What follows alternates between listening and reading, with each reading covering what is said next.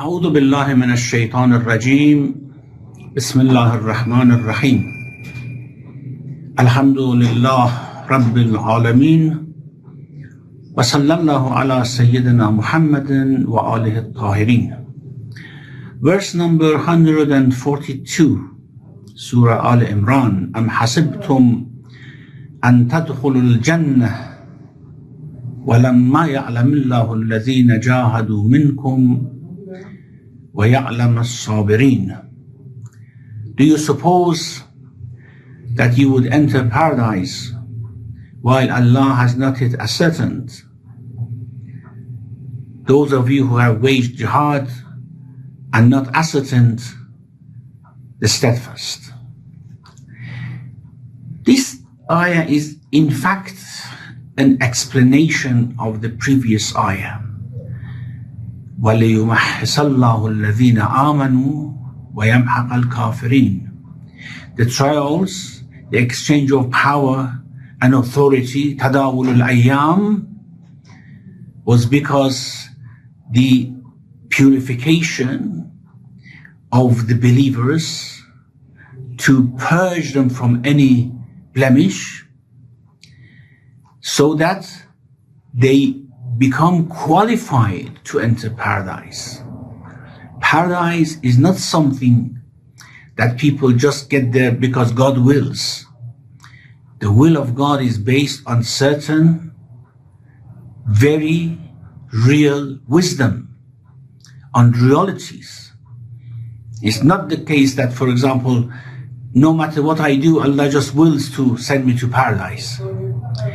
It needs some prerequisites, and that prerequisite comes from what Allah mentioned in the previous verses, leading to tamheez of the believers, purging them, purifying them from every evil aspect.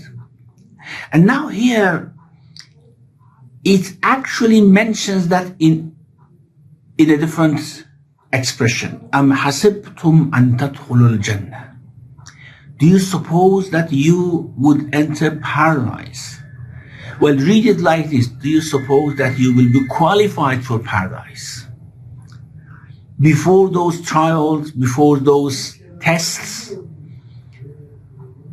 have passed over you, before your inner qualities have transpired in a way that would qualify you for paradise, that is not possible. And this is what is actually telling to those Muslims who thought that because we are Muslims, we have to be victorious all the time. Now, this very term or very expression, أَمْ حَسِبْتُمْ أَن تَدْخُلُوا الْجَنَّةِ, has been repeated a couple of more times in the Quran. Once, of course, in this Surah Al Imran. Before that, if you remember, we discussed this in Surah Al-Baqarah, where the verse said, أَمْ حَسِبْتُمْ أَن تَدْخُلُوا الْجَنَّةِ وَلَمَّا يَأْتِكُمْ مَثَلُ الَّذِينَ خَلَوْا مِنْ قَبْلِكُمْ مَسَّتْهُمُ الْبَأْسَاءُ وَالضَّرَّاءُ وَزُلْزِلُوا. Do you suppose that you shall enter paradise, though there has not yet come to you the like of what befall those who went before you? Stress and distress befell them, and they were convulsed until the apostle and the faithful who were with him said, when will Allah's help come? Well, this is talking about previous nations, about Banu Israel, about people who were before them. So you should not suppose that as soon as you have confessed faith here, you are different from every other people in the world, and you are automatically given a ticket to enter paradise. No. In another verse in Surah Tawbah, أَمْ حَسِبْتُمْ أَن تُتْرَكُوا وَلَمَّا يَعْلَمِ اللَّهُ الَّذِينَ جَاهَدُوا مِنْكُمْ وَلَمْ يَتَّخِذُوا مِنْ دُونِ اللَّهِ وَلَا رَسُولِهِ وَلَا الْمُؤْمِنِينَ وَلِيجَةً. Do you suppose that you let off while Allah has not yet ascertained those of you who wage jihad and those who do not take beside Allah and His Messenger and the faithful anyone as your confidant. You see, different qualities are mentioned in these verses, saying that these must be tested before you are qualified to enter paradise. It's not the matter of name. It's not the matter that because I'm a Muslim, I have to automatically go to paradise. I have to automatically be victorious in every battle, win every battle. I have to automatically be above everyone, every other nations. These verses are actually refuting these ideas, simpleton ideas about faith. So, because in the Battle of Uhud, the Mu'minun had this idea of defeat in their belief, not only in the battlefield. Now, it says that this is something that Allah has actually, it is a system, it's a construction Allah has set up to sift you. And anyone who is not pure should be thrown out of the sieve. Now, regarding Am Hasibtum An Tadkhulul Jannah, it means that you have lots of suppositions about the way Allah should have helped you, the way you should have been treated by God because you are very special. Or do you really think that you can enter paradise? Now in Al-Mizan, Allama Tabatabai Rahmatullah Alayh mentions that this idea that Muslims should get into paradise automatically and no one else could get to paradise. Well, of course, Allah here talks about previous nations as well in these verses. This idea that they have to get into paradise without any test, without any action, just because they are born Muslims, for example, or they have converted to Islam, is actually something which is derived from the previous thought, which was mentioned before, that because they are on the right side, they never should be defeated. Not that because they are right, because they're on the right side. Being on the right side is different from being right. There may have been many people on the right side in the Battle of Uhud, but they were munafiqeen, for example. So they thought that eternally they are not going to be defeated. And they thought that just because they were with the Prophet, this would have come to them with all the booties of war, victories and all these things. And there is no difference between the true believers and superficial believers that may lose faith quickly. This is actually trying to remove this false illusion from the minds. Am hasibtum an tadkhulul jannah walamma ya'lamillahu alladhina jahadu minkum wa ya'lam as-sabirin.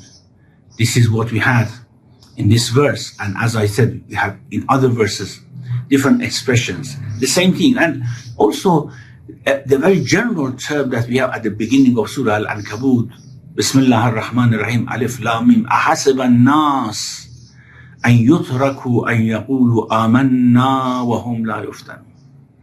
Do people think that they are just left for themselves to say we believe, and that statement is not tested by action?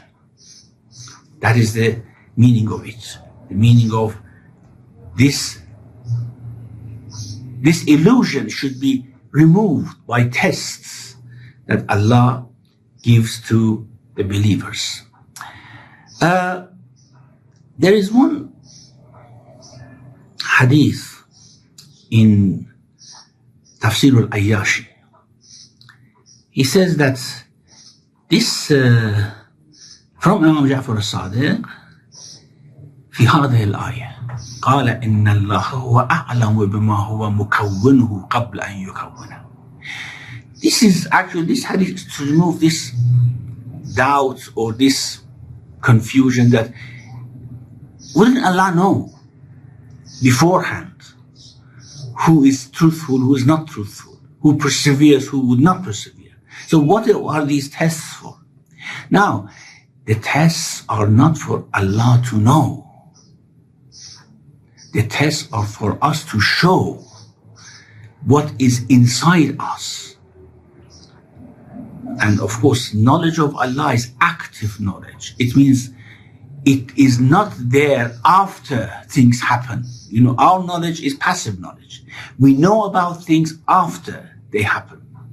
Our science is like that. Our philosophy is like that, isn't it?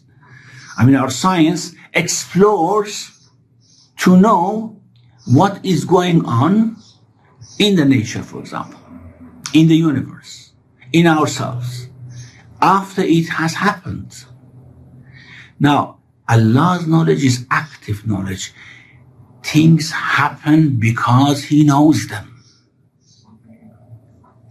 He doesn't wait for things to happen and then knows them. Isn't that true? Of course, this is what we expect from knowledge of Allah. Now here in this hadith, it says that إِنَّ اللَّهَ هُوَ أَعْلَمُ بِمَا هُوَ مُكَوِّنُهُ قَبْلَ أَن يُكَوِّنَهُ. God knows about whatever He is going to create before He creates them. وَعَلِمَ مَنْ يُجَاهِدْ مِمَّنْ لَا يُجَاهِدْ. Of course He knew who would fight, who would do jihad, who would struggle, and who wouldn't. كَمَا أَنَّهُ يَعْلَمُ أَنَّهُ يُمِيتُ خَلْقَهُ قَبْلَ أَن يُمِيتَهُ. Just like, for example, we don't know when we are going to die, but God knows, of course. Before we die, He knows. Before He makes us die, He knows at what time this is going to happen, how it's going to happen. So, كما أنه يعلم أنه يميت خلقه قبل أن يميتهم ولم يرهم موتهم وهم أحياء. While they are, as long as they are living, He never shows them their death. Now, this process of life and death is there for things to happen, not for Allah to know. Exactly the same thing. This jihad, this perseverance, and the tamheez, purification, are things that should happen so that the process is complete, not because Allah should know them. So this should not, of course, be a confusion in our mind. Marhum Mughniya rahmatullah alayhi in Tafsir al-Kashif, he says that this verse clearly indicates that Islam has a strong connection, faith in general, and especially Islamic faith as it's explained in the Quran, has a strong connection with righteous deeds in this world. And the first and foremost condition to get proximity to God is action, not confession. Confession is just the beginning. And then he says,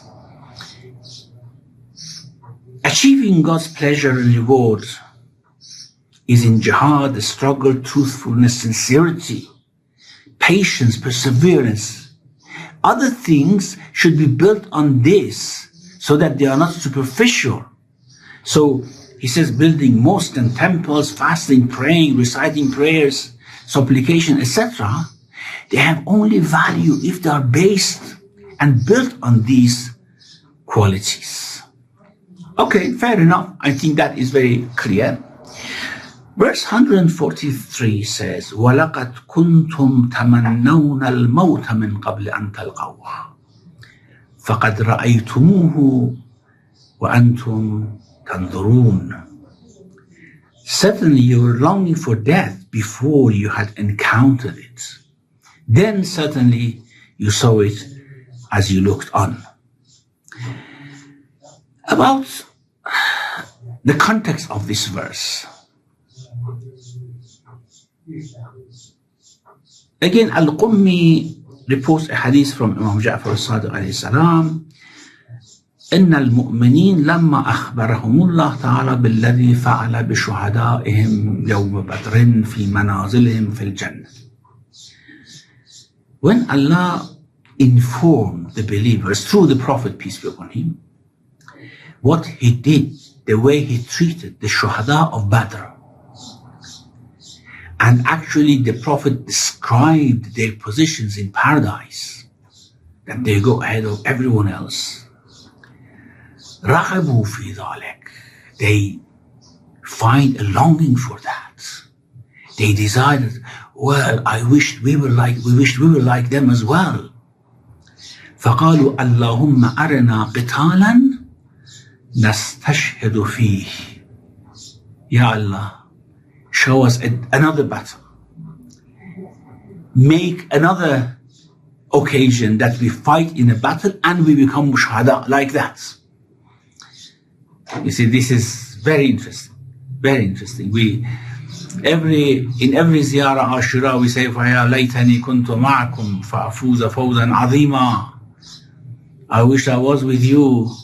I wish I were with you, so that I would have gained huge prosperity. Yes, of course, we say it. But do we do it? This is what exactly happened to the companions of the Prophet.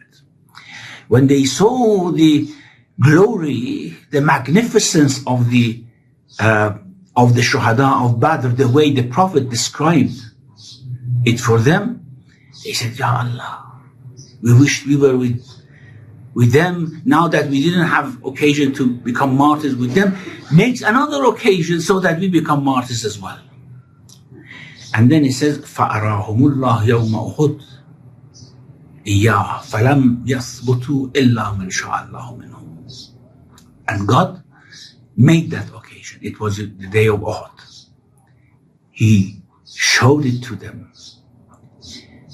They experienced the same experience, but of course they failed. And this is why it says, وَلَقَدْ كُنْتُمْ تَمَنَّوْنَ الْمَوْتَ مِنْ قَبْلِ أَنْ تَلْقَوْا. You were longing for death.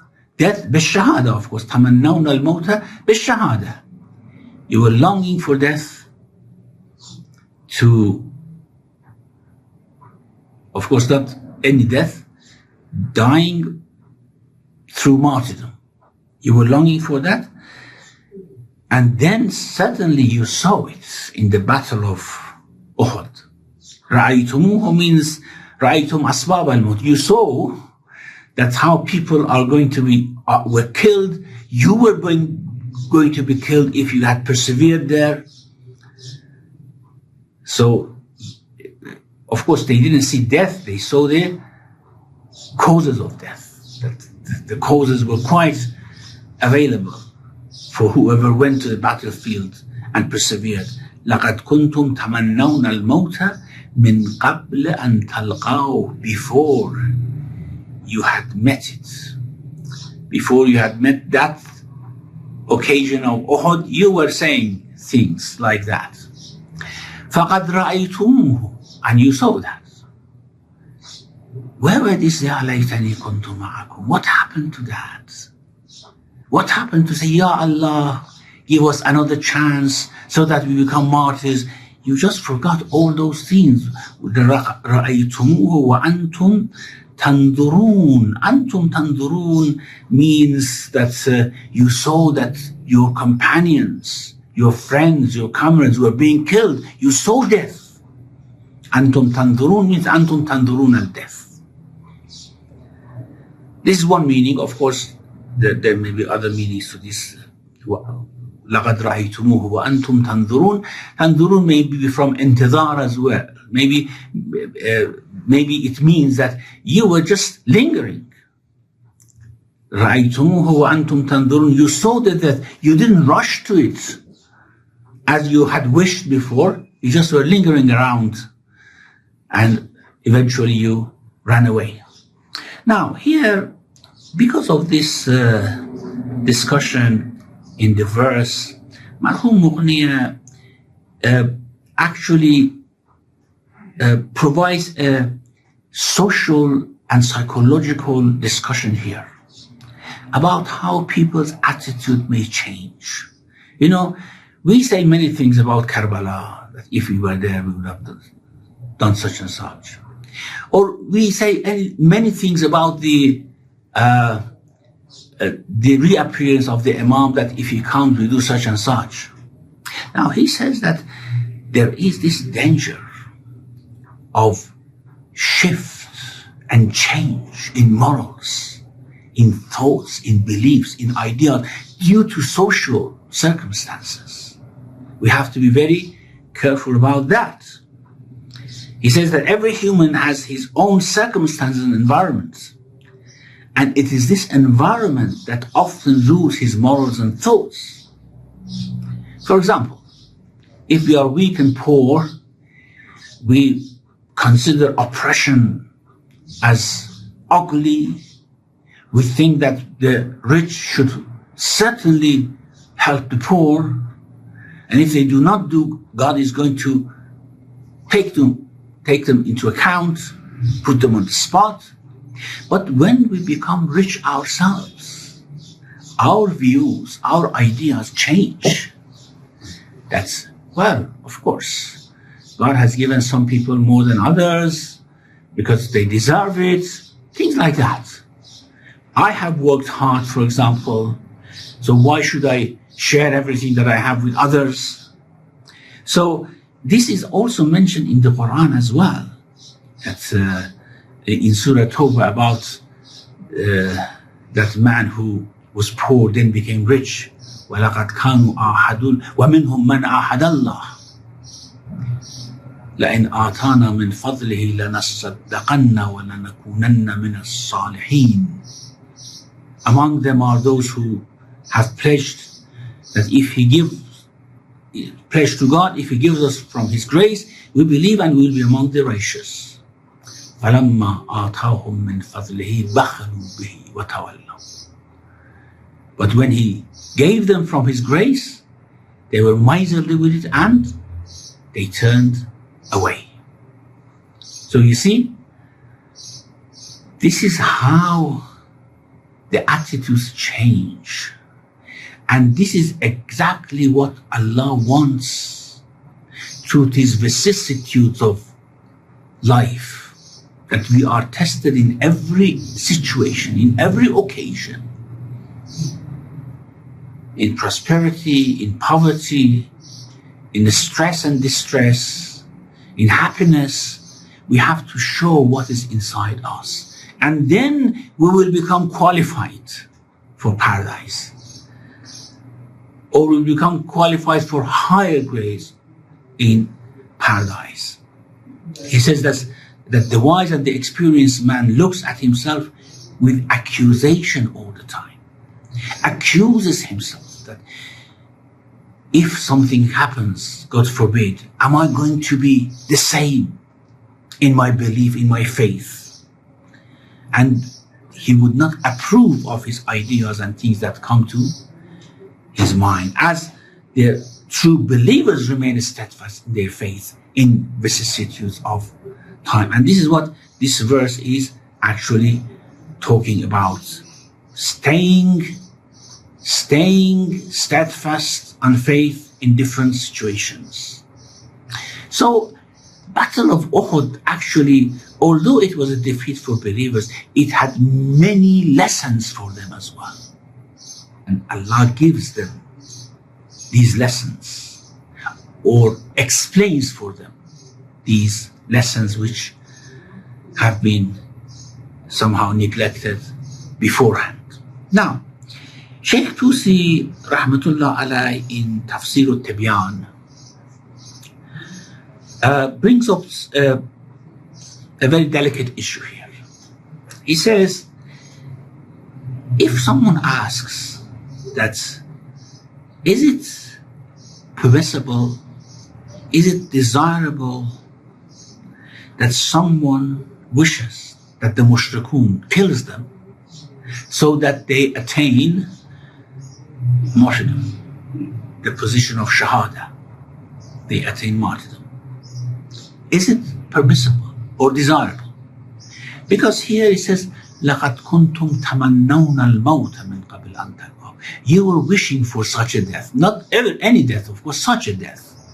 Death, being killed by the hand of the mushrikun in the battlefield, the same way as happened to the shuhada of Badr. He says, is it permissible to have such a longing in the heart? يَتَمَنَّى قَتْلَ الْمُشْرِكِينَ لَهُمْ, wishing that mushrikun should kill them so that they reach the manzilatul shuhada. He says that in reply we say that no, it's not permissible, it's not desirable. Well, of course it's not desirable. Permissible, if something goes in the heart, one cannot help it. But it's not desirable. Why? Because mushrikeen killing the mu'mineen is a ma'asiyah, is a sin, isn't it? Although they are mushrikun, but killing Muslims is a sin added to their other sins. And because it's a sin, لا يجوز تمنى المعاصي. It's not permissible for any believer to wish ma'asiyah from other people. And of course, this is a very general idea put in this context. Yes, of course, we shouldn't wish anyone to fall into ma'asiyah. Unlike sometimes what we do, out of jealousy or out of miserliness of the soul, one wants to purify themselves and becomes happy if others sin, for example. Well, God has saved us from that. And this is of course not permissible, especially here in this case. لا يجوز تمنى المعاصي كما لا يجوز إرادتها. In the same way that we are not permitted to intend sinning. We are not permitted to intend sinning. We are not also permitted to wish that other people may sin. This is not permissible as well. So, what is the verse saying here about, just a second, yeah. What is the verse, لَقَدْ كُنْتُمْ تَمَنَّوْنَ الْمَوْتَ مِنْ قَبْلِ أَنْ تَلْقَوْهُ? Before you see the death, you were wishing it. What does it say? Now, Shaykh Tusi here says that after we have established this, that wishing for ma'asiyah, intending for ma'asiyah, commanding to ma'asiyah is not permissible, we say that فَإِذَا ثَبَتَ ذَلِكَ فَتَمَنِّيهِمُ الشَّهَادَةِ بِالصَّبْرِ عَلَى الْجِهَادِ إِلَى أَنْ يُقْتَلُوا. What they desired was not that they are killed by mushrikun. This is something that we had in Iran-Iraq war as well here. Many young people went, for example, to Imam Khomeini, pray for us to become martyrs. And Imams, Rahmatullah alayhi, used to say that, well, I pray that you receive the reward of the martyrs and be victorious. Now he says that this doesn't mean that they are wishing mushrikun to kill them, willing for them to overcome. It was the longing for perseverance, steadfastness in jihad, no matter what happens. And of course, they wanted to be steadfast until they lost breath. And this is tamanna al-maut, tamanna shahada. They wanted to be steadfast until they lost breath. Ila an yuqtal, until they are killed. So they never wanted to turn away from the enemy. And turning away from enemies in the battlefield, of course, one of the kaba'ir, the grave sins. Ya ayyuha alladhina amanu, idha laqitum alladhina kafaru zahfan, fala tuwalluhum al-adbar. When you meet the kuffar in the battlefield, never turn your back to them. And whoever does that, except if this is for rearranging the army or joining another group or things like that, anyone doing that, فَمَنْ يُوَلِّهِمْ يَوْمَئِذٍ دُبُرَهُ إِلَّا مُتَعَرِّفًا لِقِتَالٍ أَوْ مُتَعَيِّزًا إِلَى فِئَةٍ فَقَدْ بَاءَ بِغَضَبٍ مِّنَ اللَّهِ وَمَأْوَاهُ جَهَنَّمُ.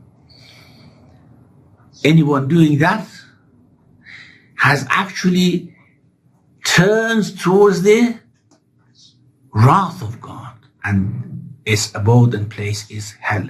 And anything, any sin, any disobedience for which the Jahannam or hell has been promised is a kabira.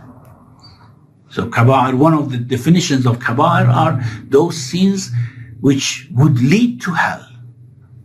And how do we know that? Because Allah has actually promised that this, the punishment for this is hell. So, tamannihum ash-shahadat, their willing for shahada was not that they wished the kuffar to kill them. They wished that they could persevere in their battle. Now, the next verse also continues with the same theme, وَمَا مُحَمَّدٌ إِلَّا رَسُولٌ قَدْ خَلَتْ مِنْ قَبْلِهِ الرُّسُلُ. Inshallah, we will discuss that in our next session. رَبَّنَا لَا تُزِغْ قُلُوبَنَا بَعْدَ إِذْ هَدَيْتَنَا وَهَبْ لَنَا مِن لَّدُنْكَ رَحْمَةً إِنَّكَ أَنْتَ الْوَهَّابُ وصلى الله على محمد وآله الطاهرين.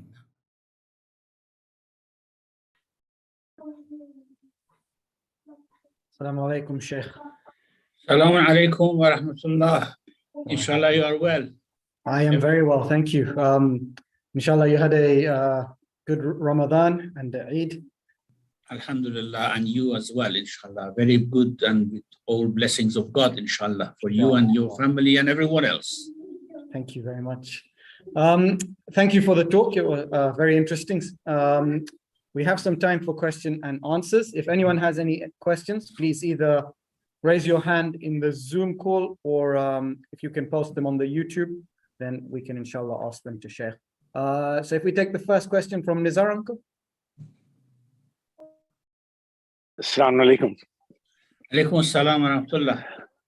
Ammar, I don't want to hijack today's discussion. My question relates to a talk before Ramadan, the one day that Sheikh couldn't attend for question and answers. So can I leave it?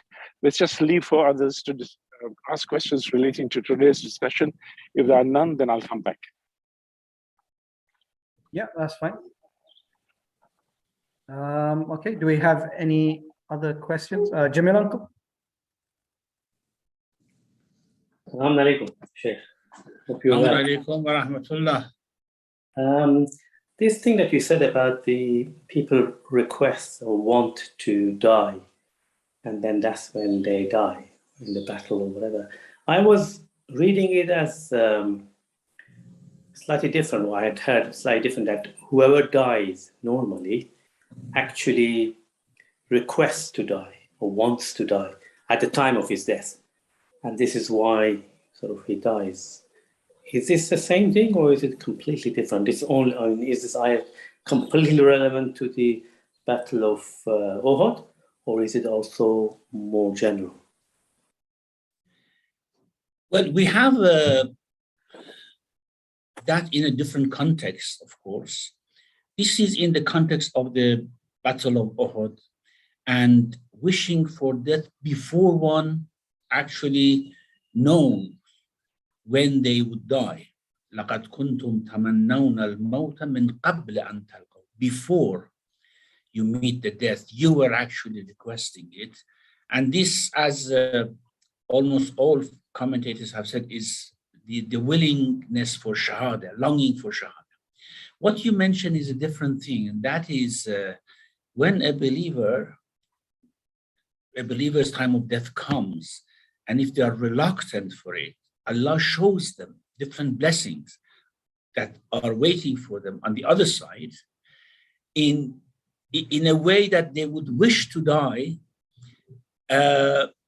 willingly, not reluctantly. Before seeing that, they would have been reluctant of death, but after seeing that, they would like to to die and go to those blessings that God has prepared for them. So that's in a different context, and this one is different context. Thank you. So they talk about the show, I don't know, on videos, that there's a light to corridor, one goes towards it. Is that what you're saying, that people want to die, or they're shown, therefore they're happy to die? The believers, we have in narrations that the believers who are reluctant to die, especially at the moment of death, God would not take them reluctantly, but shows them something that they would become somehow happier to leave rather than to stay in this world. I don't know, that's what you are asking. Yeah. Thank you very much. Do we have any other questions?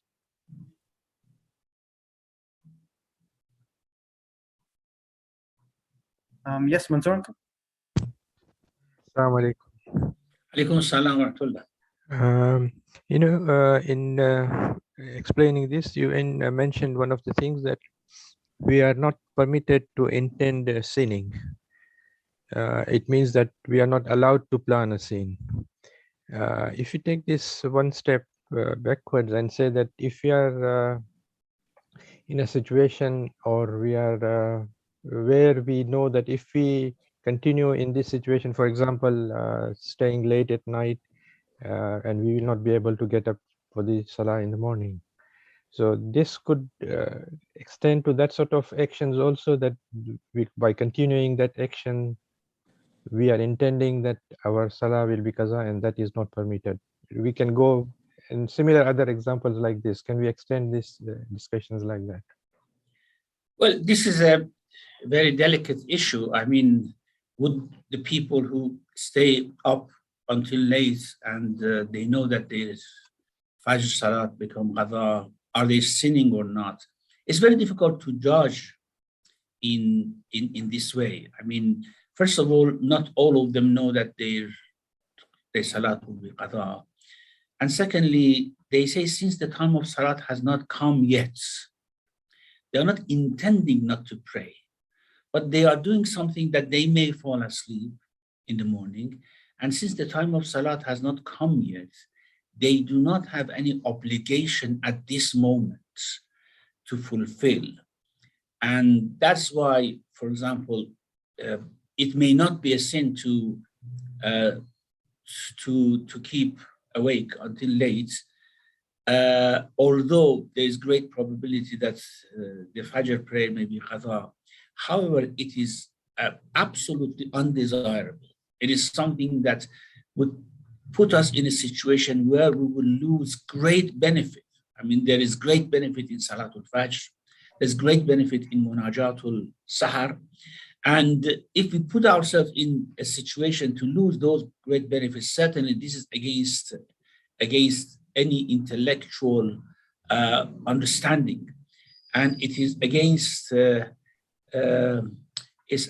one's advantage, and therefore we cannot say it's haram. I mean, it's very difficult to put the label haram or things like that on something, but I would say this is highly, highly undesirable. Thank you. Thank you very much. Any more questions?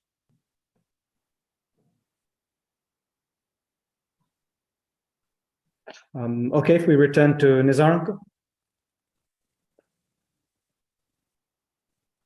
Thank you. Sheikh, I had a long thought about this question, whether I should ask you privately or in public as now.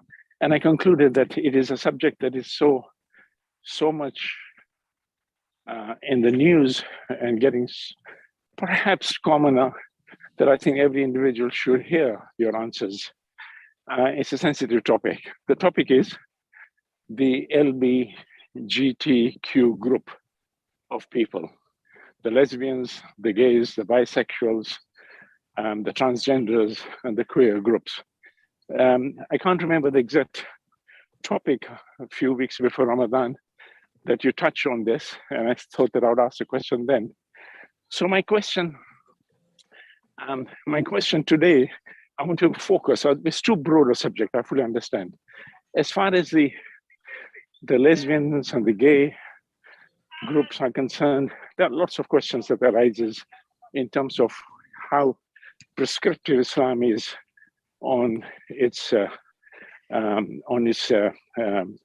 if you like, conclusion on these groups, and relating to that, how should society manage that?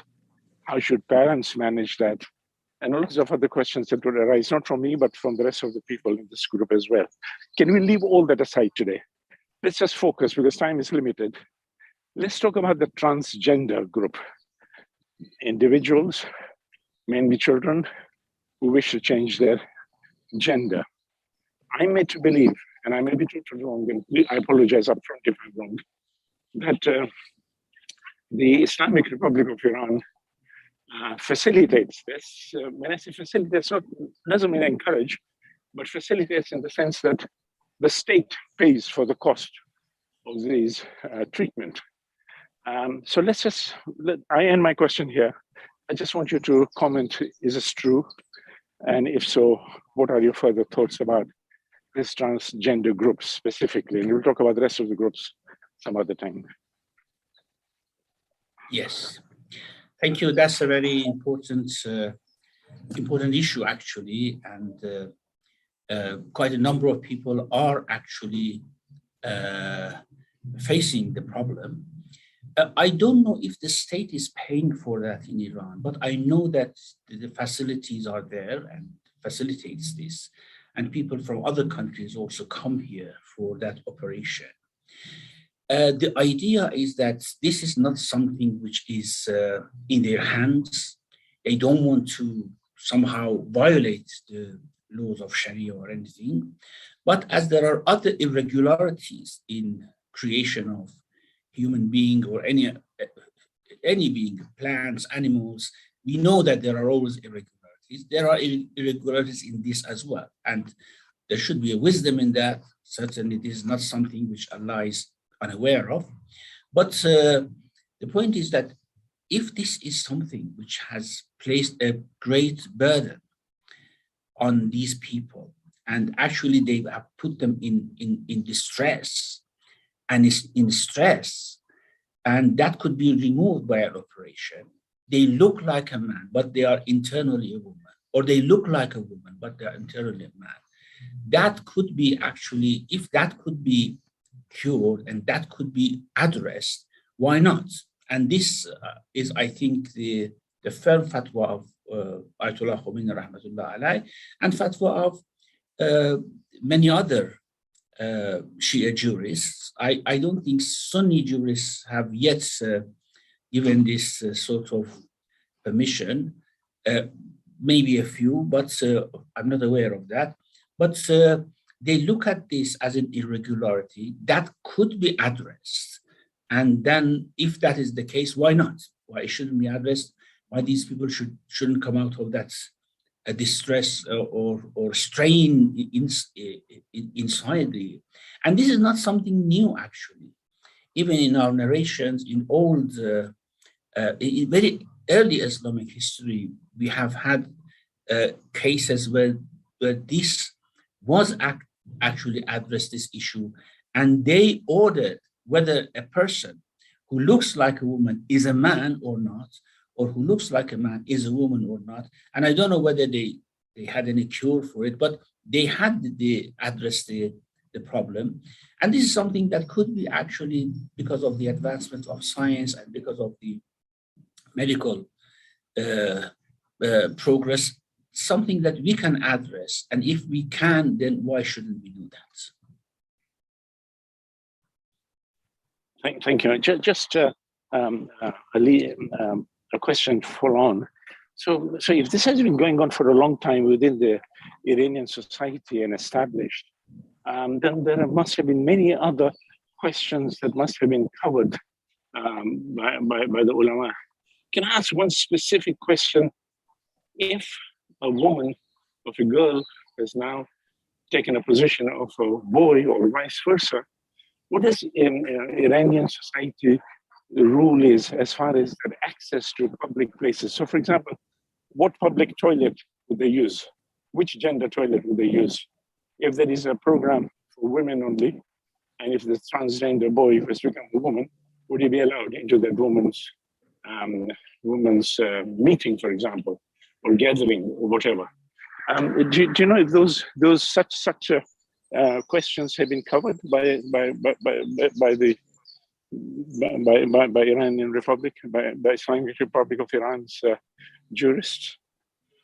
Well, it has been actually, as I said, it has been addressed since old days. And for example, if the judge had ruled that someone is a man, and that was after, of course, all examinations, something like that. In old days, I mean, without having all these scientific advancements, if the judge had commanded or had decided after the evidence provided by the person themselves and by witnesses that this is now, although he looks like a woman, but he's a man, then yes, the social interaction would have been according to the gender which was decided by the judge. Like, for example, going to the public bath, if she was a woman, although looking like a man, she should have gone to the public bath of women, and et cetera, et cetera. And I don't think the law in the Islamic Republic, I haven't actually studied that carefully, but I don't think that is anything different. So if there is an operation, and if a person changes their gender, then they will be treated according to the new gender that they have acquired, or after the operation they have assumed for themselves. According to that, they will be treated. So in public places, in washrooms and everything, they are treated as that. Thank you very much. Thank you. Thank you. Thank you for bringing up the question. Thank you very much.